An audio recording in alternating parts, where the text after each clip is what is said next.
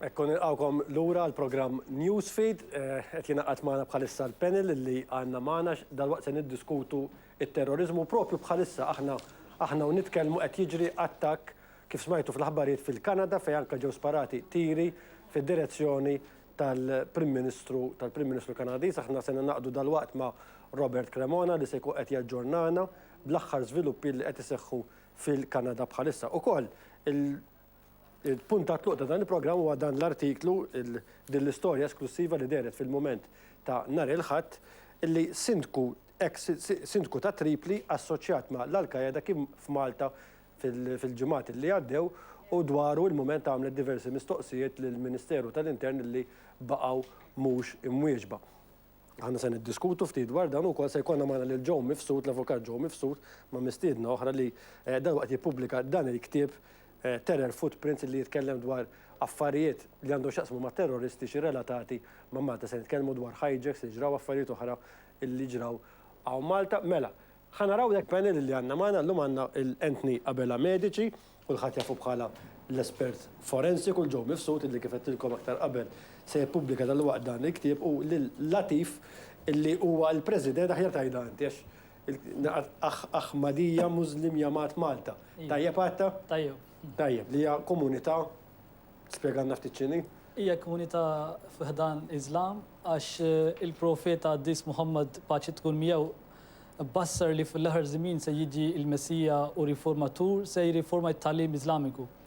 U aħna nemmnu li dik il-persuna ġiet bħala il-fundatur tagħna huwa kien l-istess persuna li ġi il-profeta Addis Muhammad qal li se jiġi fil-aħħar żmien. U aħna nemmnu fih li huwa riformatur ta' dak iż-żmien u jirriforma it-tagħlim Iżlamiku. Ekku, miegħek se nitkellmu propju dwar it-tagħlim Iżlamiku u r-rabta mat terrorizmu grazzi l-ewwel tal-qajt l-istedina tagħna. Però se mmorru mill-ewwel il-Kanada, se nibqgħu Malta, Robert.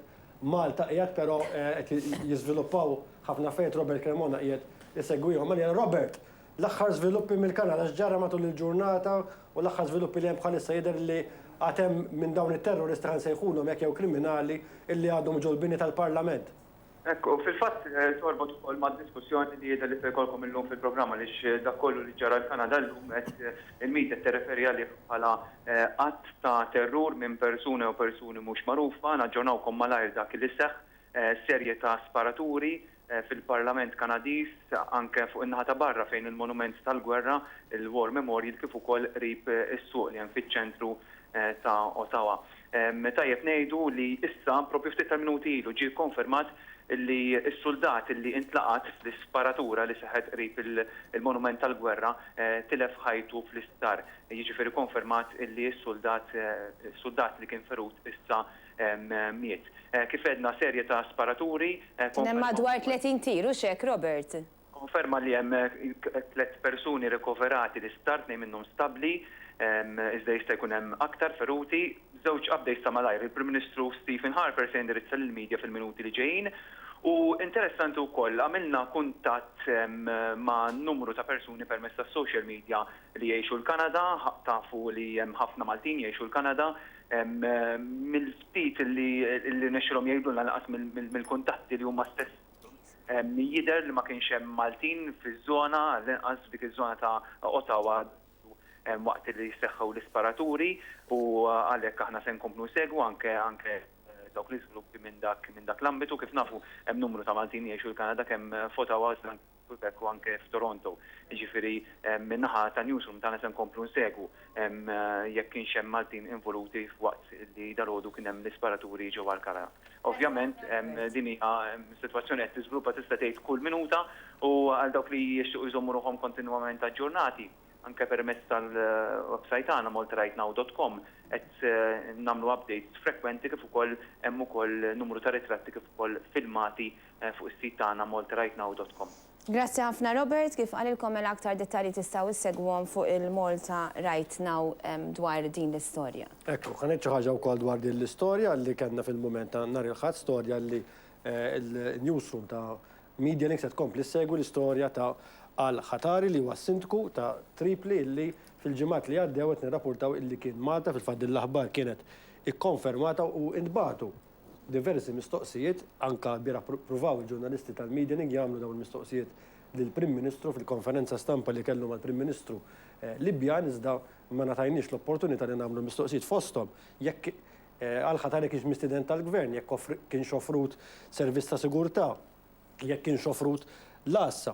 Fuq li ma bażi l-gvern stqar għax kien hemm stqarrija tal-gvern li għal-ħatar mhux periklu għall-sigurtà nazzjonali meta nafu illi pereżempju fi Spanja huwa jixtiequ jinterrogawh dwar l-attakk terroristiku li kien sar hemmhekk ftit ta' snin ilu u wkoll filmati tiegħu fuq YouTube illi huwa involut fil-milizja fis-Sirja. Mistoqsijiet oħra li intbagħtu s'issa għadhom mhumiex imwieġba mill-Ministeru għall-Intern jew minn xi uffiċjal tal-Gvern. Aħna nibqgħu ovvjament nistennew. Mela, it-terrorizmu ġew ħad toħroġ dan il-ktieb Malta.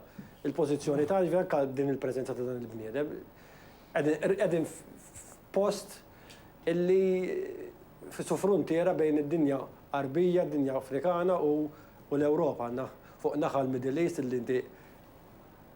Mela, dan il-ktieb l-ewwel nett insellem lit-telespettaturi kollha ta' dan il-programm. U nsellem lilkom u qed nieħu l-opportunità nerġa' narakom għax kien ilni ma nitkellem magħkom. Dan hawnhekk ġbart 40 sena ta' terrorizmu li b'xi mod mess ma' Malta. Ġifieri mhux però tara l-mod kif Malta strateġikament qiegħda fil-Mediterran, għandek l-Ewropa, għandek l-Afrika ta' fuq, qrib il-Vant Nofsani. Wallu ħanaraw tul medda ta' snin li jiena ngħid li kien hemm min abbuża l-ospitalità u l-pożizzjoni tagħna.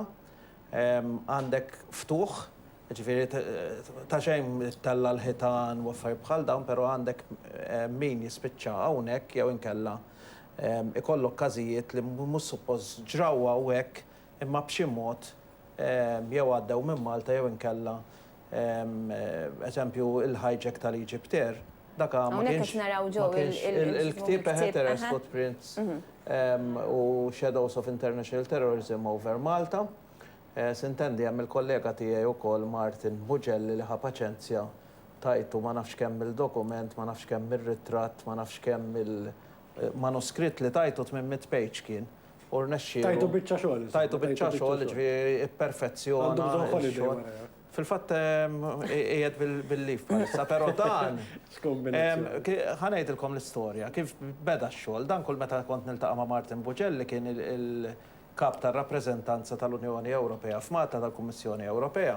Dan konna jew naqbdu dibattitu fuq l-Inter u fuq il-Juventus. Jew dibattitu fuq l-Iżrael u l-Palestina. Din l-istorja ta' ħajtek nispiċċa. Le, miegħu kif spiċċajna u mbagħad dawn il-kapitli mbagħad spiċċajna fuq il-kafe flok bdejna nitkellmu fuq dawk bdejna. Ġifieri din medda ta' snin biex bnejna. Għandna filmat. Wasalna issa fil-fatt. Waslu kif wasilna issa Luis il-filmat tal-isparatura li saret propju fil-Kanada. Ħanaraw. Ħanaraw dan il-filmat.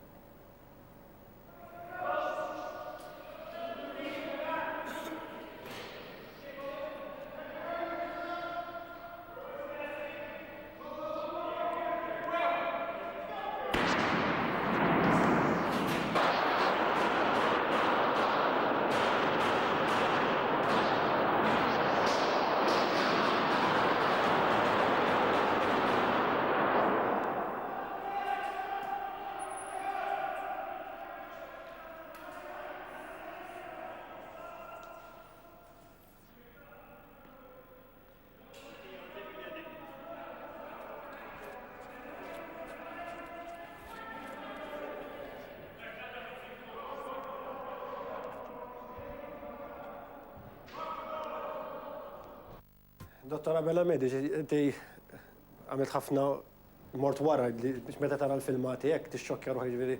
Inti normalment mur wara li jkun hemm attakk terroristiku bħal espert forensi.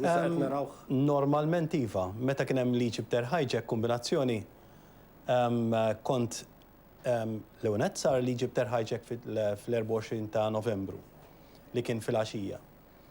Konna tiġ fil-fatt mal-istaff tiegħi ta' wieħed mill-istaff. U minn dak il-ħin ħrabna niġru l-isptar biex naraw dawk li ġew released mill-hijackers li kienu 16 il-Filipino, 16 il-Eġizzjan, plus bil-mod dew deħlina anke dak li beda jispara fuqhom u li barnexxilu xoqtol bħal Patrick Scott Baker u oħrajn. U immedjatament Daħal anka morna. terrorista f'kien minnhom u ħasbuh wieħed mill-passiġġieri. Skużi? Daħal anka terrorista l-isptar. Żgur, yes, ma dak wara. Dika wara. Dana l-ewwel lejl kien hemm din ix-xena kollha tal-passiġġieri li irreleasjhom però kienu għadhom qed iżommu l-ajruplan. Filgħodu fl-10 ta' filgħodu, mbagħad kien spara lill-aħħar waħda jifieri lil Ninkflug. Fil-fatt hawnhekk ma nafx jekk jistax jiġi għandi ritratt l-ingrandit ħafna li kien jidher fil-gazzetti ma l-imbagħad dan ankrandejnieh fis-security services fejn qed jisparala effettivament qed jagħtiha tirġu rasa.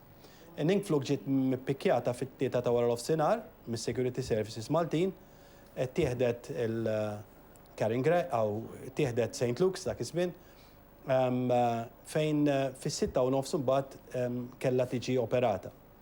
Wara li jien ġejt mqabbad bil-maġistrat biex noħdilha x-xhieda tagħha biex tidentifika lil Rogan Camp li kienet inqatlet. Kienet għadha f'sensija għafu li jabbu li ġorasa u għamilt dan ix-xogħol ta' biex nieħu x-xhieda tagħha.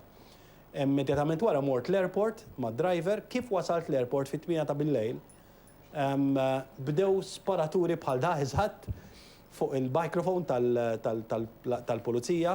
Però ma kinux it-terroristi. Beda l-attak tal-Eġizzjani kontra terroristi. U allura dak il-ħin ħrab niġri qedlu driver qedlu mhux posti għamorru lura l-isptar biex nikkoordina il-vittmi li jiġu minn dan l-attak.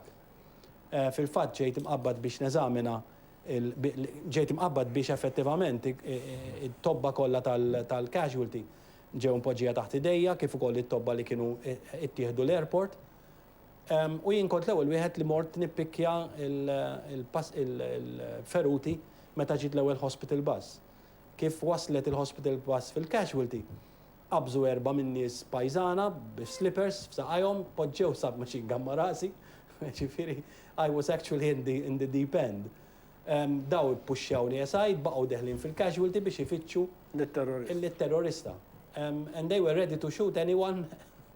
Fil-fatt Basta jsibuh. Basta jsibuh. Fil-fatt li salvaħ kienet li peress li kien ferut sow ittieħed mal-ewwel fl-operating theater u ma kienx fil-casualty.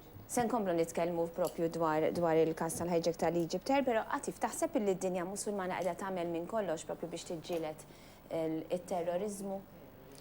Qabel inġviġbek meta rajt dan il-kitib ta' Sur Mifsud, baqgħet skantat għax pajjiż żgħar u hemm ħafna affarijiet stejjer dwar marbut ma' terrorizmu.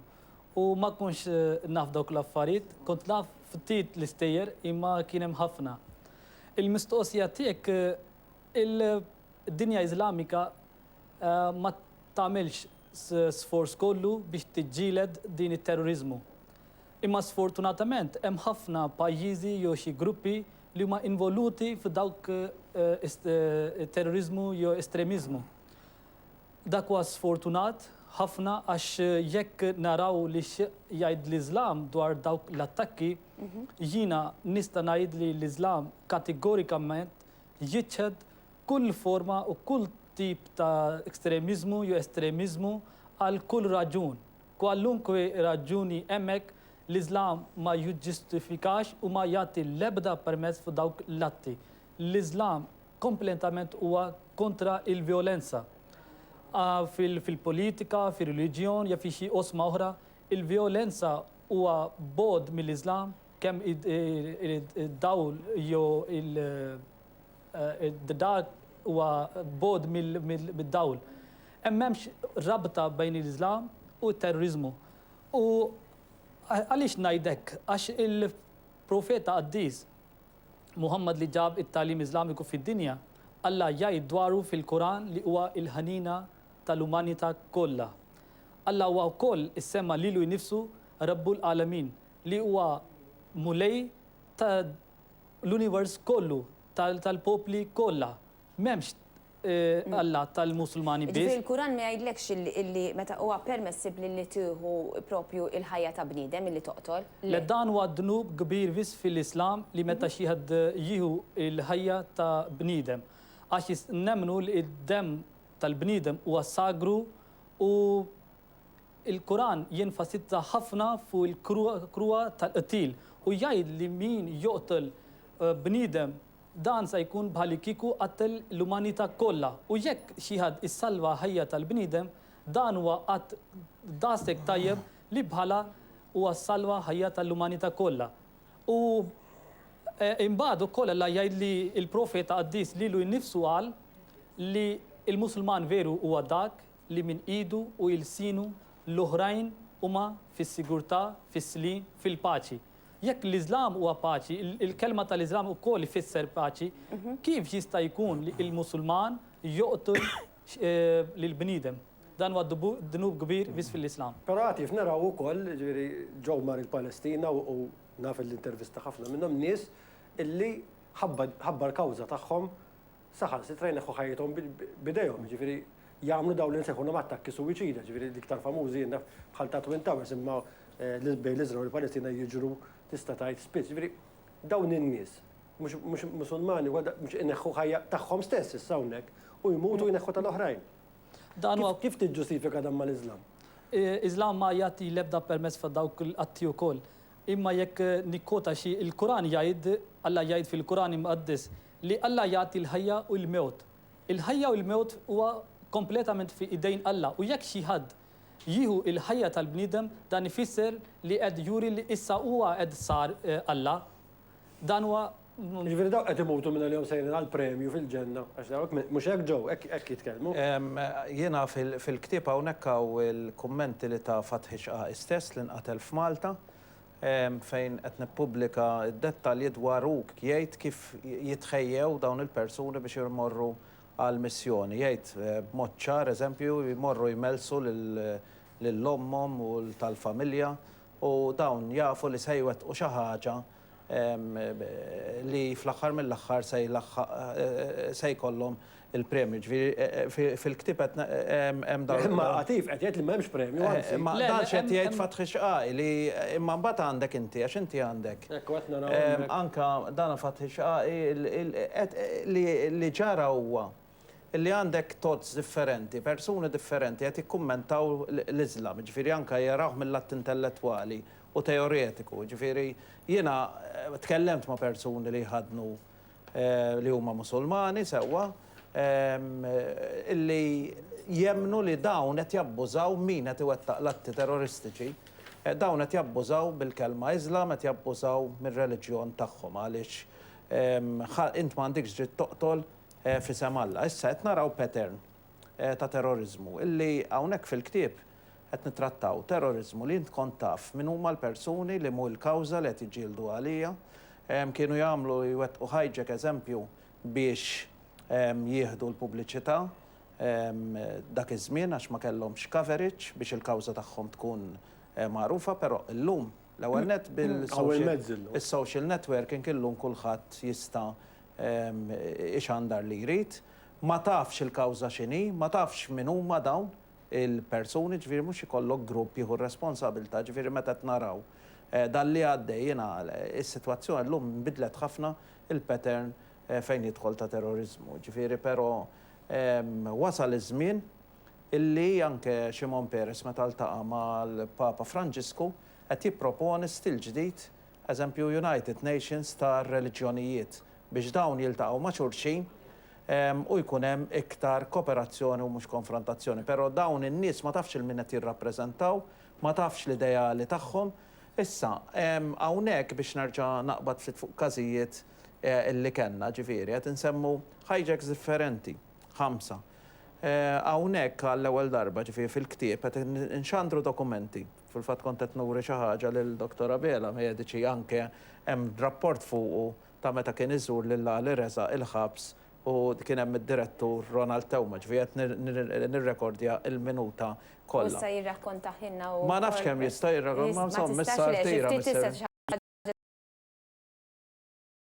Jiena sorprendini li għandu dokument fidej, għax jiena I'm covered by the x'ismu Secret l-impatt li tiltaqa' ma' terrorista. Però jekk issa li qiegħda tiġi pubblikata u allura it's going to go into the public domain, ovvjament, Issa, yes, meta kont tkun niltaqa' pubblikata. miegħu, biex jiena kont liżjed persuna li studjajt il-każ tal-hijack u allura kont fl-aħjar pożizzjoni biex nara jekk dak li qed jixetu jew li qed jgħidu fuq kawżi u raġuni kif ġraw l-affarijiet kienx korrett jew le. U allura kont ġejt imqabbad biex immur inżuru l-ħabs u neżamina u niddiskuti miegħu bil-mod il-mod il-proċess kollu li huma għamlu minn mindu telqu minn Ateni anke minn meta qabel ma kienu x'fej kienu Ateni għal meta waslu Malta u x'kien fej kien il-ħsieb tagħhom li jmorru wara jitilqu minn Malta. Issa, għall-ewwel darba wkoll sissa rajna aħna l-ajruplan tal-hijack dejjem minn barra bil-fjamma, però għall-ewwel darba issa f'dal ktieb ħajkonna madwar 36 paġni ta' ritratti bil-kulur tal-ħerba li saret mill-komandos Eġizzjani fuq ġewwa. Ġifieri inti Tomax kont qed tagħmel rapport fil-fatt hawnhekk nikkwota mir-rapport tiegħek konfidenzjali li għamilt immedjatament wara l-istħarriġ li għamiltu intu t-tim tiegħek anke ġewwa l-ajruplan u se naraw ir-ritratti hemmhekk it-tip ta' armi l-instabu s-sitwazzjoni. Ġifieri il-komandos Eġizzjani dak minn ġewwa kif spiċċa l-ajruplan minn ġewwa, ġifieri dikinhar. Imma x-xeni li kien hemm u anke l-mod kif ma kienux professjonali dan l-Eġizzjani li wettqu l-attakk illi dawn kellhom hawnhekk anke dikjarazzjonijiet għandi hawnhekk minn dokumenti illi dawn bdew jisparaw għal kull persuna li bdiet tipprova toħroġ mill-ajruplan biex issalva ruħha minħabba illi il-ħruq li kien hemm u l-esplużjoni li kien hemm, bdew jisparaw fuqhom għax huma l-teorija wieħed għandi dikjarazzjoni tiegħu jgħid li aħna kull persuna li kienet qed taħrab minn hemm ħirġa mill-ajruplan għalina bdejna nqisuh terrorist u il-fatt li u jisparawlu li huwa wieħed mill-hijacker. Imma fatt qatlu l-Xarkawi, qatlu l-Pablo. Ma kellhomx il-commandos ma kellhomx li jsalvaw il-passiġġieri. It-tnejn dawn qatluhom fuq ir-runway waqt li kienu qed jaħarbu mill-ajruplan.